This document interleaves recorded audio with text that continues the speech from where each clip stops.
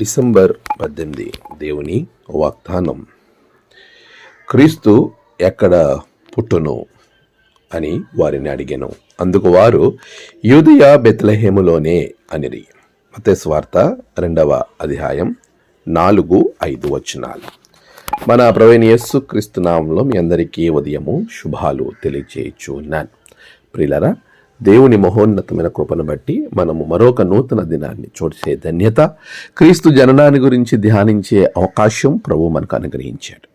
ఈరోజు మనం ఆలోచన చేస్తున్నప్పుడు క్రీస్తు ఎక్కడ పుట్టునో అనే అంశంలో దేవుని వాగ్దానం ఎంత మర్మయుక్తంగా దాగి ఉన్నదో ఒకసారి గమనించండి.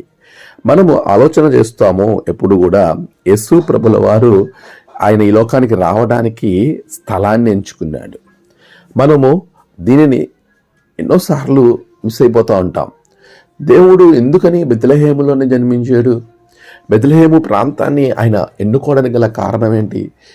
క్రీస్తు ఎక్కడ పుట్టను అనే ప్రశ్నను మనం ఆలోచన చేస్తున్నప్పుడు ఆయన బెత్లెహేము పుట్టడానికి గల ప్రధానమైన కారణం ఏంటి అని మనం ఆలోచన చేస్తే, యూదా బెత్లెహేమ, నీవు ఏమాత్రం కూడా అల్పమైన దానివి కావు అనేటువంటి ప్రవచనాన్ని మనం అక్కడ చూస్తాం.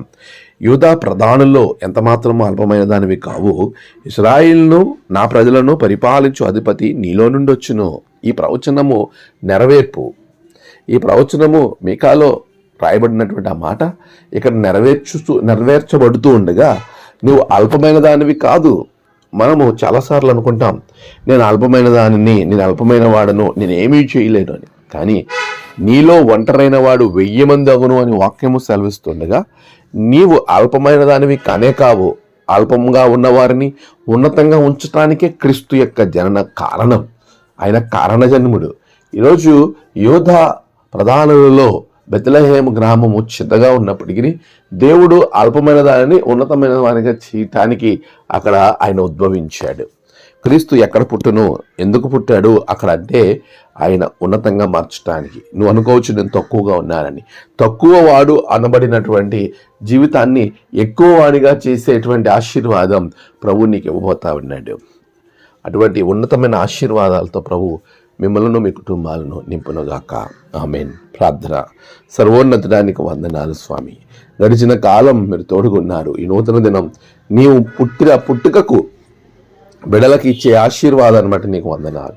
దీవించండి, ఆశీర్వదించండి. ఏదైనా ప్రయాణాల్లో, పనులలో అన్నిటి యందు మీరు తోడుగా ఉండండి, సహాయం చేయండి. జన్మదినము, వహదినము, ఆయా విశేష దినములు జరుపుకున్న బిడ్డలను ఆశీర్వదించండి.